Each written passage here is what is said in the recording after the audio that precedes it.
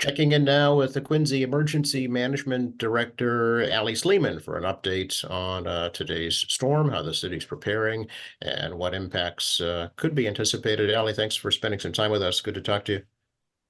Morning, Joe.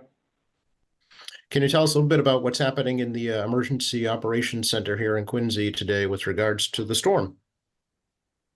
Yes, Joe, as you know, we're expecting a nor'easter with some snow, rain, some tide impacts as well. So triggered a full activation of the City Emergency Operations Center. Right now we have representatives from multiple city departments, DPW, police, fire, emergency management, parks, Brewster Ambulance, our EMS provider are all here with representatives in the EOC. We're monitoring conditions throughout the city, and we're preparing for the 145 tide, which is going to be a significant what we're going to be emphasizing for this storm. Yeah, does the fact that the snowfall potential has been downgraded impact the way you're responding at all? It has not. I mean, the snow for this is not significant, nothing we're concerned about or have been. DPW has 150 pieces of snow removal equipment that are available that'll be out today moving the snow. We're just keeping a close watch on the coastal areas.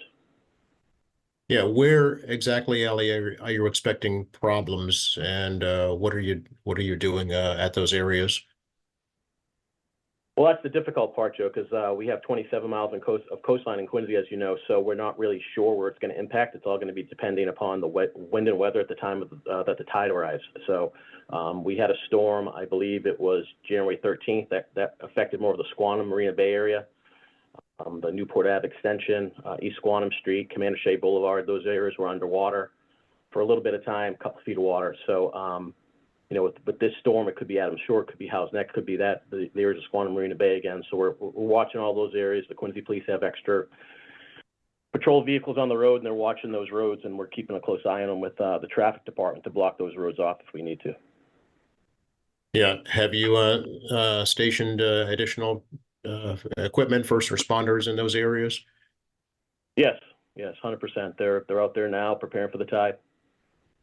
And for folks who may experience flooding, Ali, either on the roads or even in their own homes or properties, what is some good advice for them? Well, definitely don't try to drive through the water. That was an issue we had last time. If you're a motorist on the road and you see floodwaters, please just turn around. Don't drive through them. That'll make things worse. So do not drive through flooded streets. You can call if you see floodwaters near your home. You can call the DPW sewer water hotline. It's 617-376-1910. Let us know. We'll come out and take a look at it, see what's going on. But please, if you're in your home and water's creeping up on your house, please don't go out into it. But if you can leave, you should. If you feel like it's a danger to yourself. Sure. Are you, prepared? I don't anticipate, but if there has to be evacuation, are you prepared to do that? Yeah. We'll evacuate people if needed. The fire department will assist with that with our, rescue personnel if we need to. We've done it before. We can do it again. So that's what we're looking at. We're keeping a close eye on everything. Sure. And in that event, Ali, are there temporary shelters that open up in the city in that situation? Yes, if needed, we would open a shift. If there were evacuees that needed to be housed and they had no other, no other means to go anywhere else, we would open shelters. We would, evaluate the situation as needed. Sure. And just hypothetically, where would some of those shelters be? We have multiple locations throughout the city, Joe, more than 10 that are all pre-positioned. So it would simply depend on where, where the disaster is. Well, so it's hard to say now. We wouldn't announce that until we decided to open a shelter. Sure, yeah. And then do you bring in extra personnel to staff those shelters? Yes, there would be personnel from city departments that would staff the shelter. We would get assistance from the Red Cross, from the state if we needed it. It exceeded our capabilities, but it generally hasn't. So, but yes, we're well prepared to execute a shelter operation, Joe. Sure. In terms of folks have issues with power or say tree issues, what should they do? All right, so for trees, they can call 617-376-1251. That's the park department for downed trees. Report those trees. Park and forestry will send someone out to recover the trees when possible. And if you have any power outages, you should call National Grid at 1-800-465-1212. I think we're gonna share those numbers, Joe, when this airs.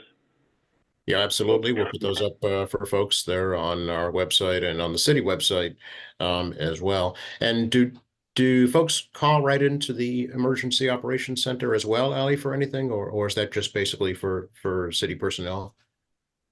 They can call the EOC. It's 617-376-1470, 1470 for any type of emergencies that doesn't require police, fire, or EMS. If you're experiencing an emergency, of course, you should call 911. If there's anything storm related, that wouldn't be DPW, the flooding hotline, or the police or fire, you can call us and we can kind of log what's going on for situational awareness.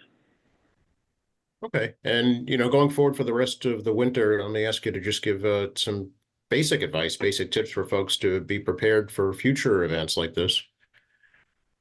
Again, it's just simply for, nothing we need to keep an eye on, Joe, as you know, is power outages. So with a storm like this, there could be some wet, heavy snow. Your power goes out, so you should be prepared with some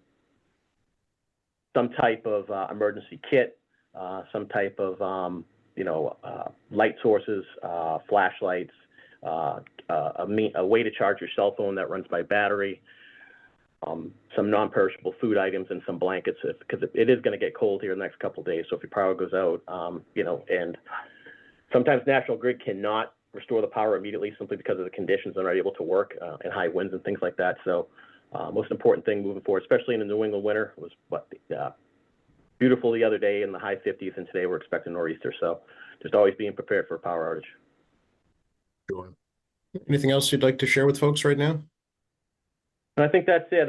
Just trying to encourage people to hunker down, stay at home, particularly when we're going to expect some pretty heavy snow here around noontime, and then continuing for a couple hours. Stay off the roads then if you can. It's going to be slippery, wet, dangerous conditions, and then with the potential for some minor and moderate coastal flooding as well. Just stay home, make space for the first response vehicles and snow removal vehicles, and just try to enjoy an afternoon at home.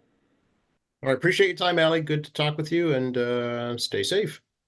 Okay, thanks, Joe.